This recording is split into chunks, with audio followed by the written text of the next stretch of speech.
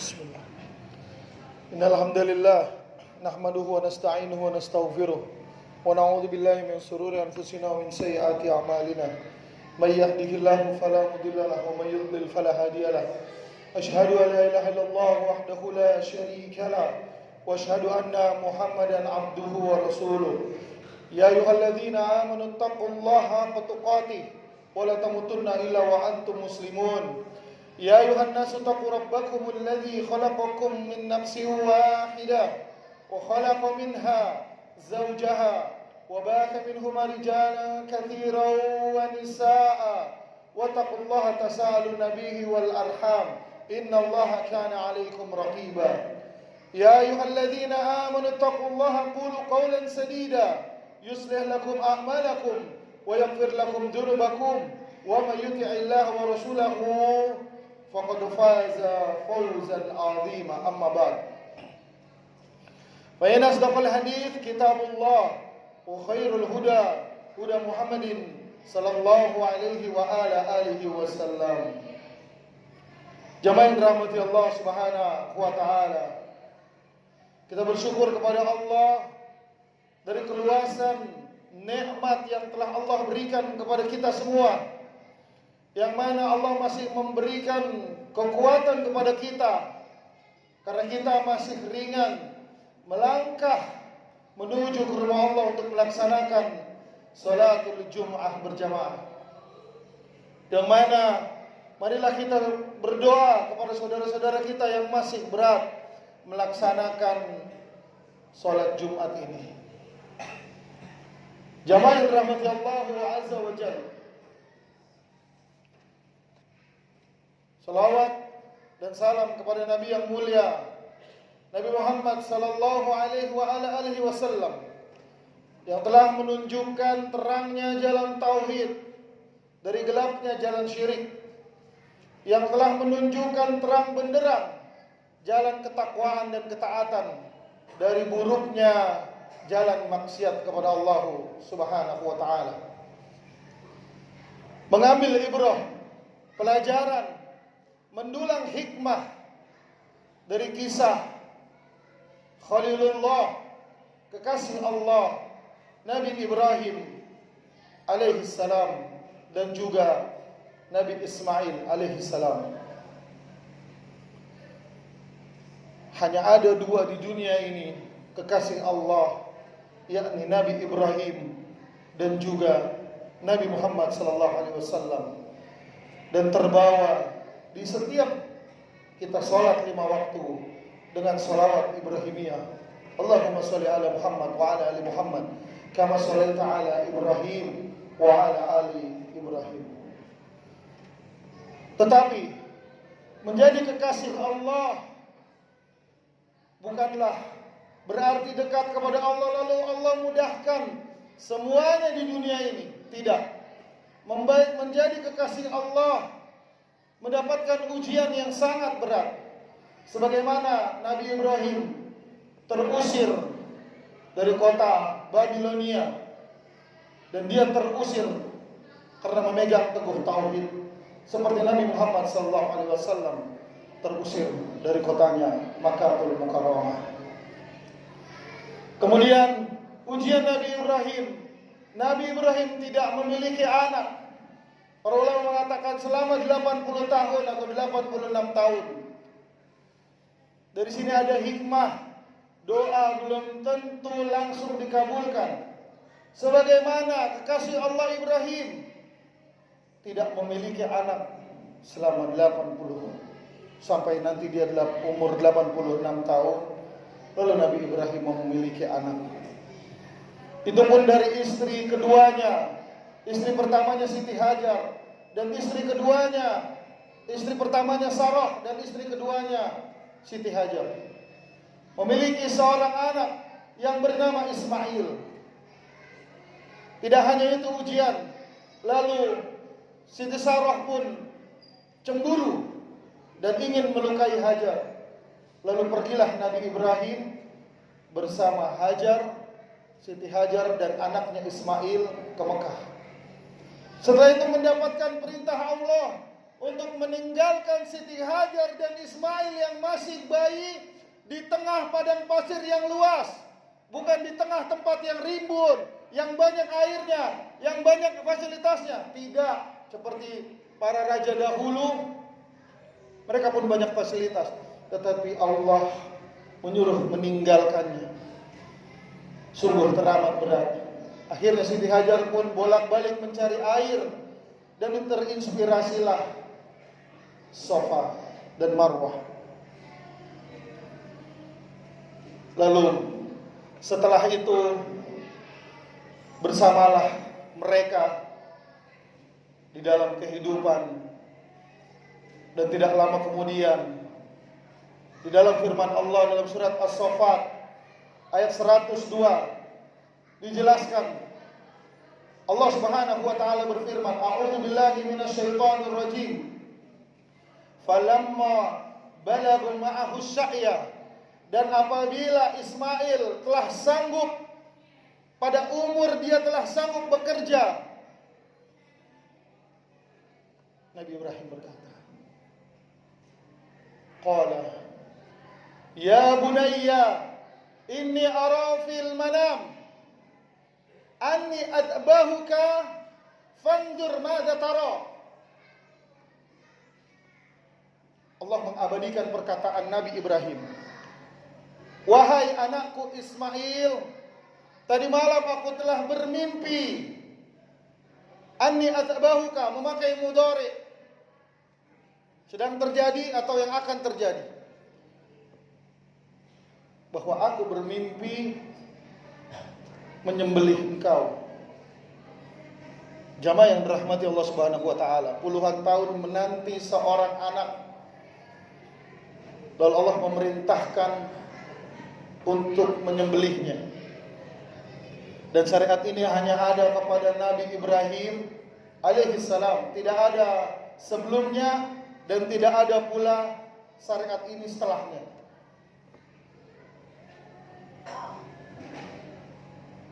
Bagaimana pendidikan orang tua mendidik Nabi Ismail? Ummu Madrasatul Akhirah, seorang ibu yang berhasil mendidik Ismail. Seorang ayah yang soleh mendapatkan perintah dari Allah, tidak ada bantahan sama sekali. Ya Allah, kenapa engkau memerintahkan seperti ini? Saya menanti anak ini cukup lama, kenapa engkau disuruh menyembelihnya? Tidak. Begitu juga dengan Nabi Ismail. Ya qala ya abati, telah berkata Ismail, wahai ayahku. Qala ya abati fa'al ma tu'maru satajiduni insyaallahu minas sabirin. Wahai ayahku, laksanakanlah apa yang telah diperintahkan Rabbmu. Para ulama mengatakan dua-duanya adalah orang yang hebat. Karena seorang ayah, penderitaan ujian yang sangat berat bukan kehilangan harta atau jabatannya, tetapi kehilangan anaknya yang paling berat. Dan Ismail belum terlalu tua untuk menerima ujian perintah dari Allah yang teramat berat.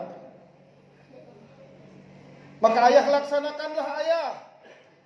Insya Allah, tawaduknya, rendah hatinya Nabi Ismail. Insya Allah kamu akan dapati saya orang yang sabar. Bukan tenang saja ayah, saya sabar. Tenang saja ayah, saya pasti taat. Tidak.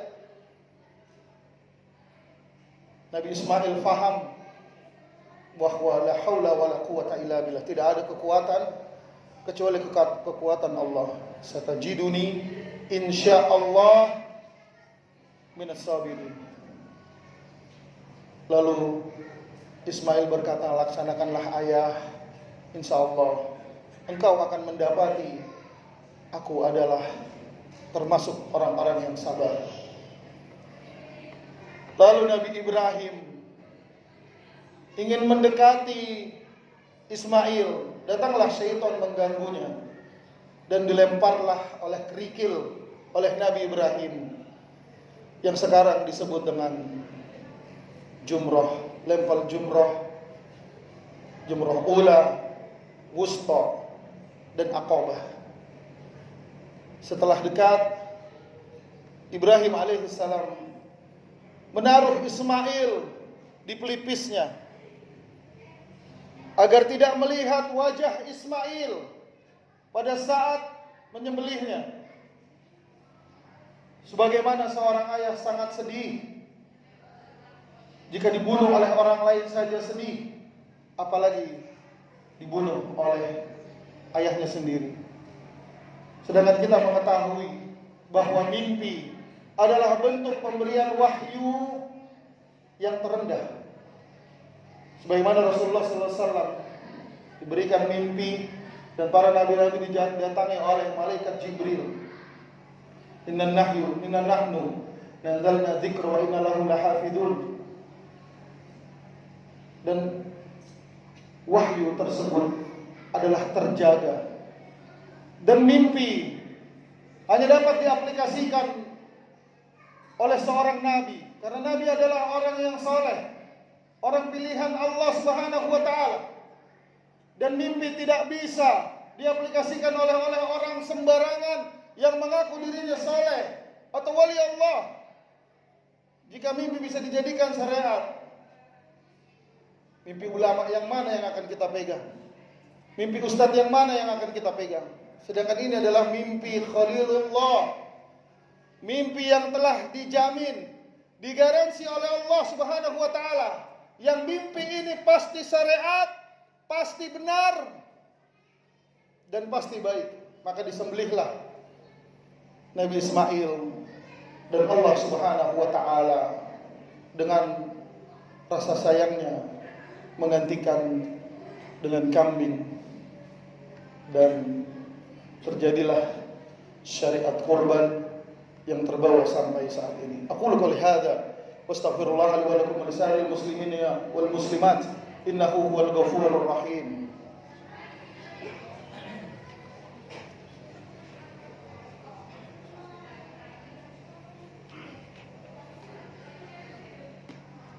حمدا كثيرا طيبا باركا فيه كما يحب ربنا ويرضى.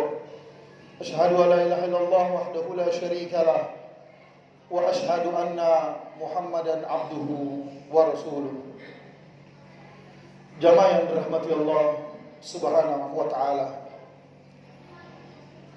pendulang hikmah dari para pendahulu yang istiqomah, konsekuen, konsisten, dan mereka sangat berpegang kepada prinsip. Para ulama mengatakan Allah tidak ingin di dalam hatinya Nabi Ibrahim ada cinta lain selain cinta kepada Allah Azza wa Jalla. Sebagaimana Nabi Muhammad dibersihkan fuad, hatinya, 2 kali pada saat kecil dan pada saat dia akan naik ke Sidratul Muntaha. Allah bersihkan dengan sebersih-bersihnya.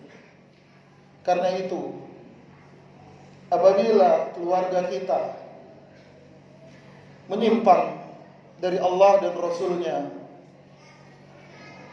maka Allah dan Rasulnya yang harus kita dahului. Siapa yang tidak sayang kepada anak, tetapi anak, istri kita, harta kita, jabatan kita, lingkungan kita, pada hari ini berlomba-lomba menjadi fitnah, bukan untuk mendekatkan diri kepada Allah, tetapi satu persatu jika diikuti akan menjauhkan diri kepada Allah Azza wa Jalla. Seorang suami harus mempunyai prinsip, harus kokoh seperti Nabi Ibrahim alaihissalam. Di saat diperintahkan untuk meninggalkan Siti Hajar dan anaknya, sungguh berat hatinya. Dan Nabi Ibrahim berlalu begitu saja, karena ini adalah perintah Allah Azza wa Jalla. Dan kita harus meyakini dalam hati kita, fa inna ma'al usri yusra. Sesudah kesulitan akan ada kemudahan. Dan kita jangan sampai salah kaprah kepada keluarga kita yang kita selalu mengikuti maunya terus, yang padahal kemauan-kemauan itu akan melanggar syariat ini, yang intinya kita tidak menuruti dan tidak taat kepada Allah dan Rasul-Nya.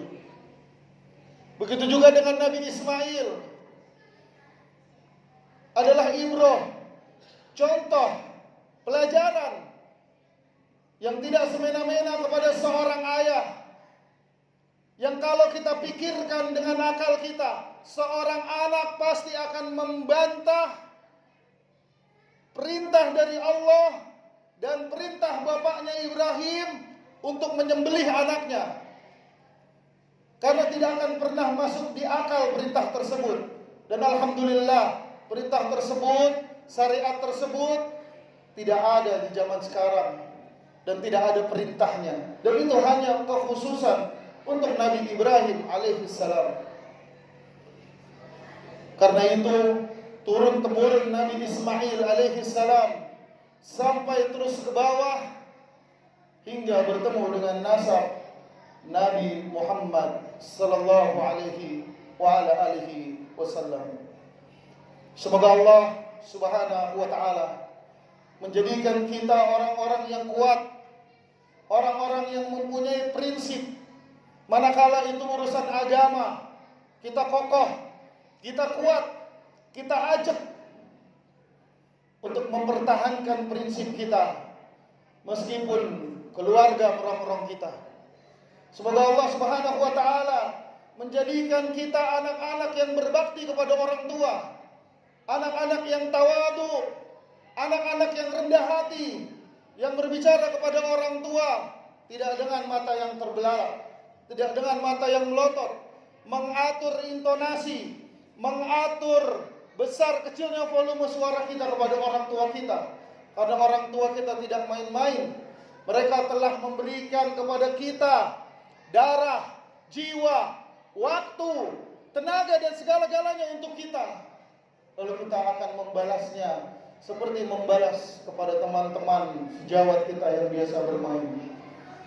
Innallaha wa malaikatahu yusholluna 'alan nabi. Ya ayyuhalladzina amanu shallu 'alaihi wa sallimu taslima. Allahumma shalli 'ala Muhammad wa 'ala ali Muhammad kama shallaita 'ala Ibrahim wa 'ala ali Ibrahim innaka Hamidum Majid.